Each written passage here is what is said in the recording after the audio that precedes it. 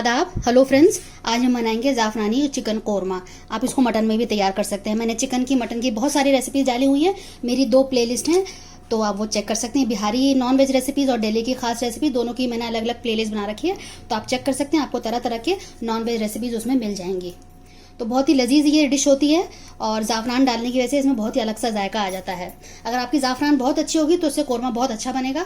इस बात का ध्यान रखिएगा कि जो ज़ाफ़रान यूज़ कर रहे हैं, सैफरन जिसको हम इंग्लिश में बोलते हैं, अच्छी क्वालिटी वाला लें। आगे बढ़ने से पहले मैं आपसे रिक्वेस्ट करूंगी कि अगर आप मेरे चैनल पर नए आए हैं, आप मेरे चैनल को सब्सक्राइब कर सकते हैं, बिल्कुल फ्री है। चलिए मैं दिखा देती हूँ कि ज़ाफ़रानी कोरमा मैंने किस तरह से तैयार किया है और इसके क्या क्या इंग्रेडिएंट्स लिए हैं। मैंने 500 ग्राम चिकन धो के इसको बोल में रख लिया है। इसका सारा पानी निकल गया है। 1.5 टेबल स्पून मैंने लहसुन अदरक का पेस्ट लिया है। 2 प्याज को मैंने ब्राउन कर लिया है। कुछ काजू बादाम को मैंने भिगो दिया था। 7-8 काजू हैं, 7-8 बादाम हैं। इनके छिलका उतार के इसका पेस्ट तैयार कर लेंगे। और ज़ाफ़रान को भी मैंने आधे घंटे पहले भिगो दिया था गर्म पानी में, तो उसका अच्छा सा कलर आ गया, आप देख सकते हैं। 15-16 मैंने इसके लीव्स ले लिए थे। 1 टेबल स्पून फुल मैंने धनिया पाउडर लिया है। 1 टीस्पून कश्मीरी लाल मिर्च है। 1/4 टीस्पून हल्दी है। नमक मैंने 1 टीस्पून लिया, वैसे अपने जायके के हिसाब ले लिया। और 1 टीस्पून ही ये भुना हुआ जीरा है। बाकी जो खड़े मसाले हम 2 बार में यूज़ करेंगे, उनको मैंने डिवाइड कर दिया है। छोकते वक्त हम इसमें 2 तेज पत्ता लेंगे। अच्छे मैंने लौंग ली हैं। 3 हरी इलायची, 2 दालचीनी का टुकड़ा है, 1 बड़ी इलायची है, 3 हरी मिर्चें, या तो हम इनको काट लेंगे या फिर इनको आप कूट लीजिएगा। और अदरक के हम जूलियंस करेंगे, तो 2 हिस्सों में मैंने डिवाइड कर दिए हैं।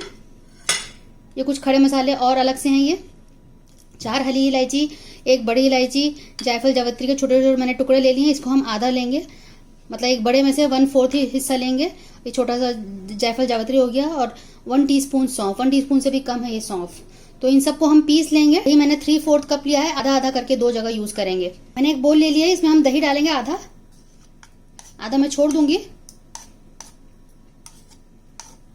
तो इसको मैंने ले लिया। सारे मसाले इसमें हम डाल देंगे। इसमें डालने से होगा कि जब हम दही तेल में डालेंगे तो फटेगा नहीं, मसालों के साथ डालेंगे तो फटने का डर कम हो जाता है। तो सारे मसाले मैं इसी में डाल के मिला लेती हूँ, तो काम थोड़ा आसान भी हो जाता है इस तरह से करने से।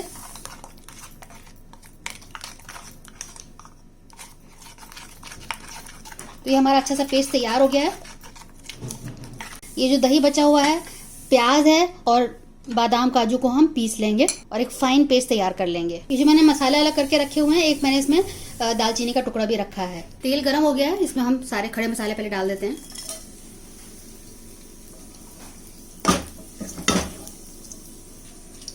एक मिनट इसको कड़कड़ा लेते हैं, तो सारा इसका अरोमा जो है, खुशबू इस पे तेल में आ जाएगी। अब इसमें लहसुन अदरक का पेस्ट डाल देते हैं।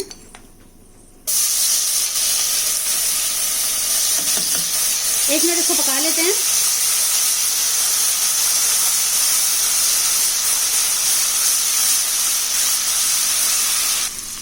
अब मैं इसमें चिकन के पीसेस डाल देती हूँ।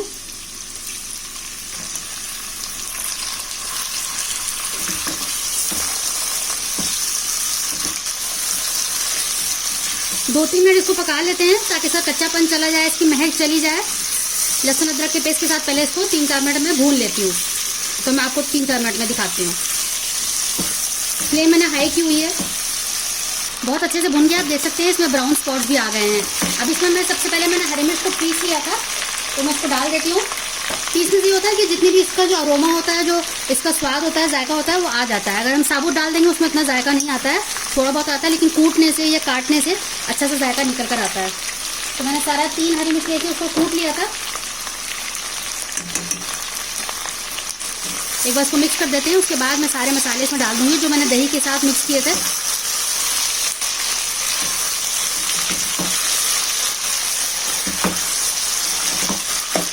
मैं सारा मसाला डाल देती हूँ।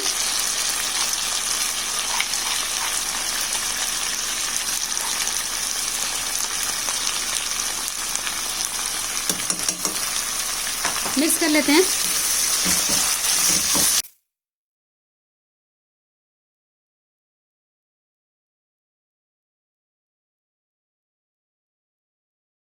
लगातार मैंने हाई की हुई है। 2-3 मिनट इस मसाले के साथ ही भून लेते हैं।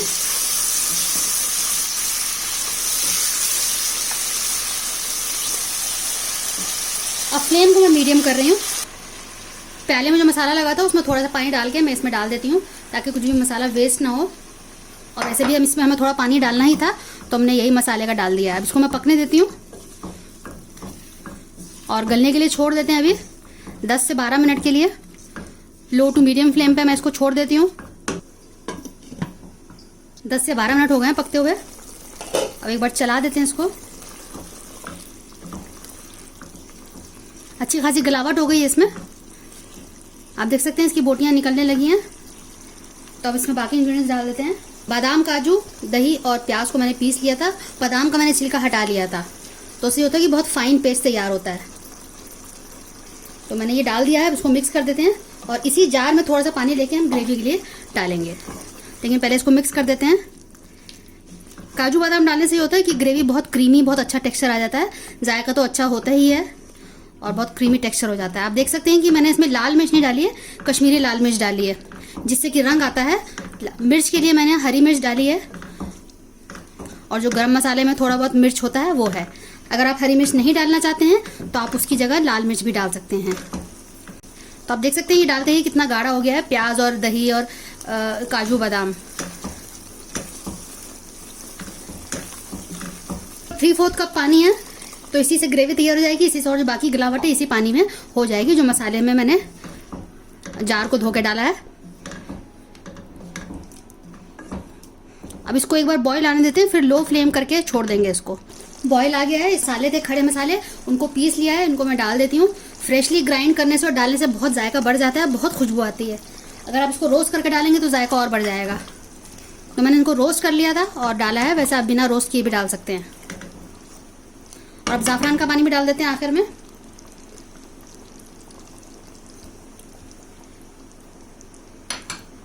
अगर आप ज़ाफ़रान नहीं डालना चाहते हैं तो उसकी जगह आप केवड़ा वाटर डाल सकते हैं। 1 टीस्पून डाल दीजिएगा। अब इसको हम पकने देते हैं। 10 मिनट के लिए छोड़ देते हैं, तो पूरी तरह तैयार हो जाएगा। 10 मिनट हो गए हैं ज़ाफ़रान और गरम मसाला डाले हुए। अब चेक कर लेते हैं। आप देख सकते हैं कितनी अच्छी ग्रेवी तैयार हो गई है। काफ़ी गाढ़ी है, इसकी कंसिस्टेंसी बहुत अच्छी है। आप सर्व करने से पहले इसमें नमक जरूर चख लीजिएगा। गैस मैंने ऑफ कर दिया है। अब इसको 10 मिनट हम ऐसे ही छोड़ देंगे ढक के, ताकि इसकी जो रौनक है, तेल है, ऊपर आ जाए, इसलिए में इसको रौनक बोला जाता है। देखने में रौनक नहीं तो खाने में भी अच्छी नहीं होगी। तो एक ये फंडा है, तो हम इसको छोड़ देते हैं। 10 मिनट में तेल ऊपर आ जाएगा तो इसको मैं फिर सर्व करूंगी। ज़ाफ़रानी कोरमा बिल्कुल तैयार है। आप देख सकते हैं थोड़ी देर मैंने 5 मिनट छोड़ दिया तो रौनक उभर आई है। तो इसमें हम अदरक और लहसुन डाल देते हैं थोड़ा सा। वैसे बिल्कुल ऑप्शनल है, इसमें कोरमा में ज़रूरत नहीं होती है, लेकिन डाल देते हैं कि देखने में अच्छा लगेगा। देखने में अच्छा लगेगा तो लोगों को खाने में भी मज़ा आएगा, तो इसलिए मैंने थोड़ा सा डाल दिया है। थोड़ा सा हरा धनिया मैं डाल देती हूँ। और इसको आप रोटी के साथ, पराठा, नान, तंदूरी नान के साथ सर्व करें, बहुत अच्छा लगेगा, बहुत लजीज लगेगा। मिर्च और नमक अपने हिसाब से रख सकते हैं। और अगर आपको मेरी ये रेसिपी पसंद आए तो नीचे लाइक बटन ज़रूर दबा दीजिएगा। अगली बार मिलते हैं किसी नई रेसिपी के साथ। तब तक के लिए शुक्रिया। देखते रहिए शहलाज दस्तरखान।